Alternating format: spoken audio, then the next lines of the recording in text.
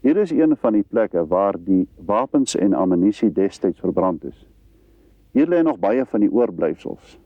'n Mauser dop, 'n Martini Henry sagte dop, baie Mauser koelpunte.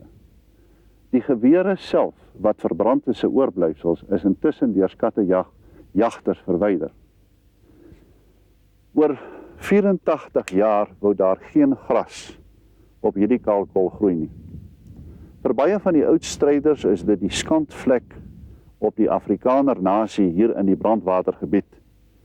Vir die Engelse is dit simbolies van die oorwinning by Surrender Hill. In 'n mens se verbeeldingsoog kan jy die gewere hier in die vuur sien smeul en kan jy hoor hoe die patrone ontplof.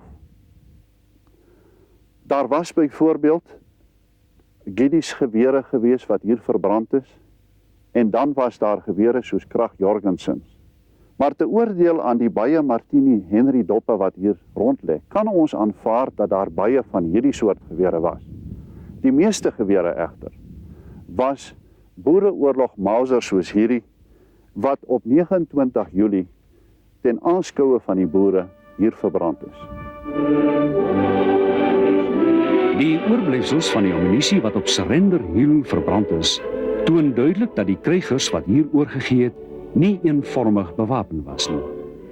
'n Gebrek aan eenvormigheid het grootendeels in albei boererepublieke geheers. Later in die oorlog, toe die boere se toevoerroetes afgesny is, het baie burgers met buitgemaakte Engelse gewere geveg. Ondanks die vuurwapen en ammunisiebondspul wat waarskynlik dikwels in boerekommando's geheers het, het die boere besliste gunstelinge gehad. Veral die ouer garde het 'n voorliefde vir die Martini Henry gehad. Maar hierdie enkelskoot swartkruit patroongeweer was in 1899 as militêre wapen reeds verouder. Bovendien het 'n Duitse geweer met rasseskrede die boere se harte begin verower. God en de Mauser. Die veelzeggende slagspreuk van de kruisgevangene weerspieël die kern van die verhouding tussen die boerenkryger en sy geweer tydens die Anglo-Boereoorlog. Hoewel alle boere nie met Mausers geveg het nie, is dit nogtans die wapen waarmee die destydse Afrikaners vereenselwig word. Die Mauser met sy unieke grendelslot en kragtige patrone vol rooklose kruit was destyds die modernste geweer in Europa. Die modelle wat in Suid-Afrika gebruik is, het mettertyd as boeremausers bekend gestaan. Na raming het die twee boererepublieke met die uitbreek van die oorlog sowat 50.000 Mausers slaggereed gehad. Die lang 1896 Mauser, of Mod Mauser, soos die boere dit genoem het, was besonder akkuraat. Sommige mense hou vol dat dit tot op 400 tree waterpas kon skiet. Selfs al het die boer die loop warm geskiet, het die geweer nog hanteerbaar gebly, omdat 'n houtskede sy hande beskerm het.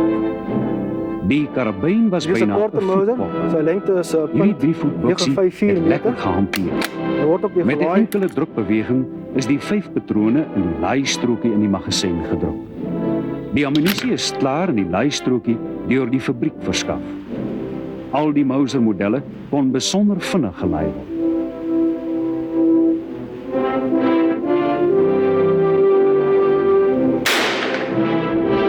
Die trots van menige boer was die 7 mm plesiergeweer met sy 8-kantige loop en pistoolgreep kof. Dit was eintlik 'n jaggeweer, maar baie boere het met die plesiergeweer geveg. Die Vrystaaters kon hierdie prachtgeweer teen 5 pond stuk by die Landros bestel.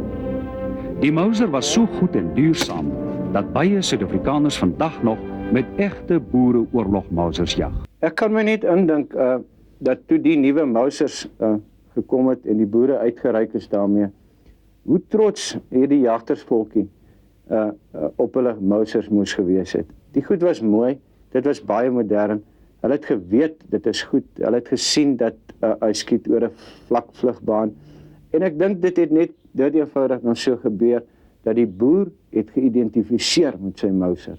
Hy het amper Mauser geword, of mens kan sê dat die Mauser het 'n verlengstuk geword van homself, van sy vermoëns, 'n verlenging van sy hand. En die Mauser het hom natuurlik nooit teleurgestel nie. Nou goed, in die eerste fase, gedurende die eerste fase van die oorlog, het die boere die Mausers gebruik en hulle het ook genoeg en voldoende ammunisie daarvoor gehad. Maar soos ons dan nou almal weet, in die tweede fase van die oorlog, die boere was gedemoraliseer.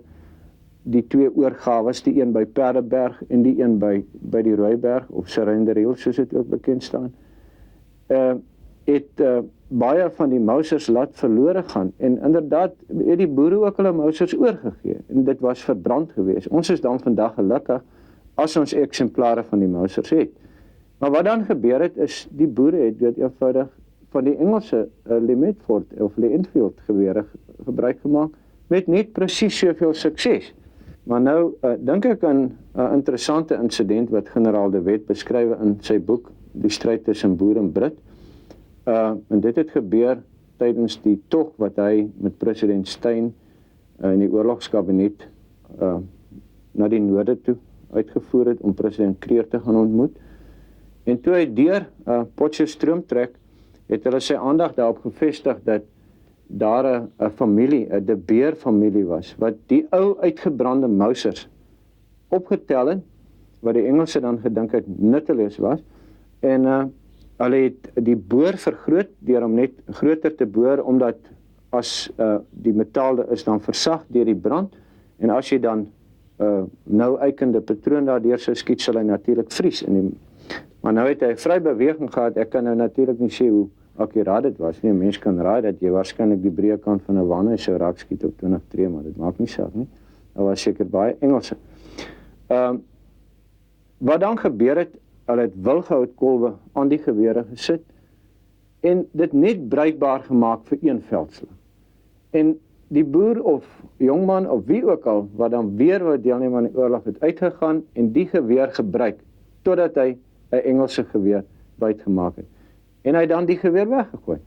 Maar hoe dit ook al sê, generaal De Wet was natuurlik baie beïndruk met die poging van die De Beers en hy het dadelik daarop aangedring. Hy wat eintlik 'n beskeie mens was, dat hy wil afgeneem word met die geweer en vandaar die beroemde foto wat ons almal van hom ken, waar hy dan nou sit met die Mauser langs hom. Dit is so duidelik uitkenbaar, die hout is kort en eintlik heeltemal buite verhouding, maar hy sit baie trots daarmee en hy meld dit ook in sy boek dat hy was trots en hy wou graag daarmee afgeneem gewees.